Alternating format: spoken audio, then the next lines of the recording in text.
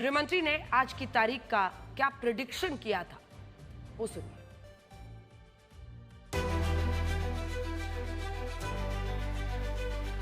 4 मई को सुबह काउंटिंग चालू होगी।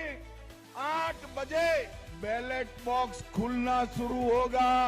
9 बजे पहला राउंड, 10 बजे दूसरा राउंड, 1 बजे काउंटिंग समाप्त और दीदी टाटा गुड बाय। 11 की 11 सीटें कोलकाता में पिछली बार ममता बनर्जी ले गई थी। आप 77 सीटों पर सिमट गए थे। 140 पार चाहिए होगा, आप कह रहे हैं सर 170। तो कैसे कहां पर आपको फायदा होता दिख रहा है? पिछली बार 59 सीटें पहले फेज में आई थी। देखिए, देखने का एक नजरिया होता है। हम 2 से 77 पर पहुंचे थे, तो आप ही गणित लगा दीजिए 77 से कहां पहुंचेंगे। हम 2 से 77 पर पहुंचे थे। ये कोई कम छोटी छलांग नहीं थी, ये बहुत बड़ी छलांग थी। और इस बार भारतीय जनता पार्टी पूर्ण बहुमत की सरकार यहां बनाने जा रही है।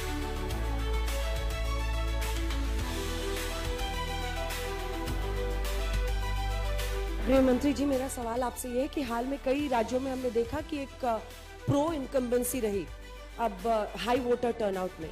उस कॉन्टेक्स्ट में अगर पश्चिम बंगाल में इस वोटर टर्नआउट को देख रहे हैं जो कि अब तक का सबसे प्रचंड है, तो क्या आधार है कि आप इसको बीजेपी के पक्ष पर मान रहे हैं? जो आपको फीडबैक मिला हो, अगर वो थोड़ा विस्तृत करके आप बता सकें। देखिए, यहाँ एंटी इनकम्बेंसी चरम पर है। गत चुनाव में भी चरम पर थी, मगर गत चुनाव में वोटिंग जितना भयमुक्त होना चाहिए उतना नहीं हुआ था।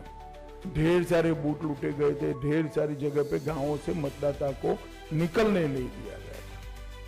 वहां तक कि हमारे कुछ कार्यकर्ताओं ने प्रयास किया था कि तृणमूल के झंडे लेकर जुलूस निकालकर वोट डालने जाए तो शायद देने देंगे, मगर ये भी सफल नहीं हुआ था। इस चुनाव में शुरुआत से मतदाता सूची का शुद्धिकरण हुआ है।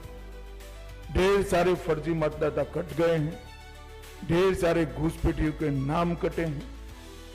प्रशासन ने और पुलिस ने और सीएपीएफ ने सुरक्षा का चौक चौबंद व्यवस्था करा है और चुनाव आयोग ने भी अपनी पैनी नजर भयमुक्त वोटिंग के लिए बनाकर रखी है। और इसके कारण मुझे पूरा भरोसा है कि जो रोष है, ये रोष की अभिव्यक्ति मुक्त मन से चुनाव में हुई है, परिणाम हमारे पक्ष में है।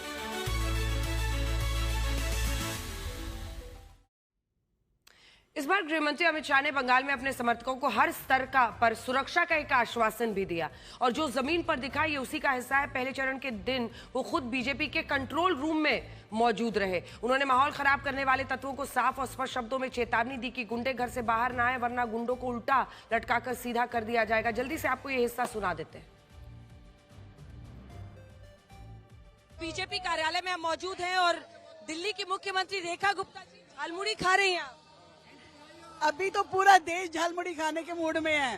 देखिए कैसे उत्तर से लेके दक्षिण तक, पूरब से लेके पश्चिम तक मोदी की गारंटी में लोगों का विश्वास दिखता है। अच्छा रेखा गुप्ता जी, ये बताइए कि झालमुड़ी और इसके साथ, क्योंकि अभी तक बीजेपी का नारा था जहां हुए बलिदान मुखर्जी वो कश्मीर हमारा है, और आज लिखा है जहां जन्मे मुखर्जी वो बंगाल हमारा है। वैचारिक रूप से आप बंगाल की इस जीत को किस तरह से देखते हैं? देखिए, वैचारिक रूप से हमेशा से बंगाल इतना समृद्ध रहा है कि पूरे देश को दिशा देने का काम बंगाल ने किया है। और ये 15 साल का सफर बंगाल का इतना कष्टदायक था। अत्याचार, तानाशाही, भ्रष्टाचार से लिप्त उस बंगाल से मुक्ति पाने के लिए जनता ने इस बार वोट दिया है। 200 की उम्मीद थी आप लोगों को? देखिए, जो रिपोर्ट्स आई रही थी हमारे कार्यकर्ता और जो वहाँ जो काम कर रहे थे वो बिल्कुल ही कहते, हम लोगों का जब जाना हुआ तो भारी उत्साह परिवर्तन के लिए, और जो वहाँ इतना विकास के कार्यों में रुकावट आई है, बंगाल पिछड़ गया था, वो जनता में आक्रोश था, वो दिखाई दे रहा है। गिरिराज जी, बंगाल की जीत कितनी बड़ी? बंगाल की जीत आप जानती हैं कि तुष्टीकरण की हार हुई और बीजेपी के नीति की जीत हुई। श्यामा प्रसाद मुखर्जी की धरती पर आज श्यामा प्रसाद मुखर्जी आशीर्वाद दे रहे होंगे। अरब सागर से गंगा सागर जो अटल जी ने कहा उसकी जीत हुई, नरेंद्र मोदी जी ने उसको पूरा किया। वैचारिक रूप से बहुत बड़ी जीत है। तो लॉ एंड ऑर्डर पे हुआ या धार्मिक ध्रुवीकरण? वो कहते हैं धार्मिक ध्रुवीकरण पर जीती भी। सब में लीजिए, अहंकार राजनीति में कभी नहीं चलता। ममता जी का अहंकार, गुड गवर्नेंस, अत्याचार, ये सब है। आज बहुत ऐतिहासिक जीत है। धार्मिक ध्रुवीकरण, अब टीएमसी यही कह रही है, धार्मिक ध्रुवीकरण या भय से भरोसे तक, लॉ एंड ऑर्डर किस मुद्दे पर? से बाहर आके भरोसा किया है। क्या बांग्लादेशी घुसपैठियों को हम महत्व देते? बंगाल के संसाधनों के ऊपर अधिकार किसका है?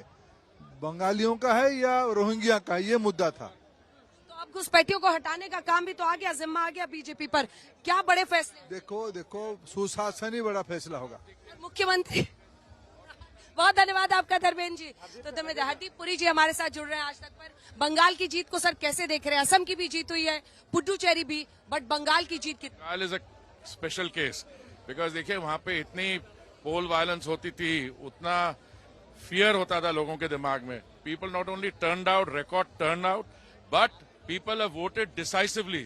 सो congratulations to the people of West Bengal, to the people of India, and long live democracy. Smriti ji हमारे साथ जुड़ रही है। स्मृति जी, बंगाल की जीत, बहुत आपने भी बांग्ला बोला, और क्या बोलेंगे आज बंगाल में? इतना ही कहूंगी कि आज सिद्धांत की जीत हुई है, लोकतंत्र की जीत हुई है। बंगाल में आज अत्याचार का पतन हुआ है और एक नए सूरज का आगमन हुआ है, जो विकास का सूरज है, नरेंद्र मोदी की छत्र छाया में नेतृत्व में। একটু বাংলা তো বলো। এটাই বলতে চাই, এই নির্বাচনে নির্ভীক হয়ে আপনারা বিপুল ভোট দিয়েছেন পশ্চিম বাংলা বিজেপিকে। আপনাদের সবাইকে ধন্যবাদ জানাতে চাই।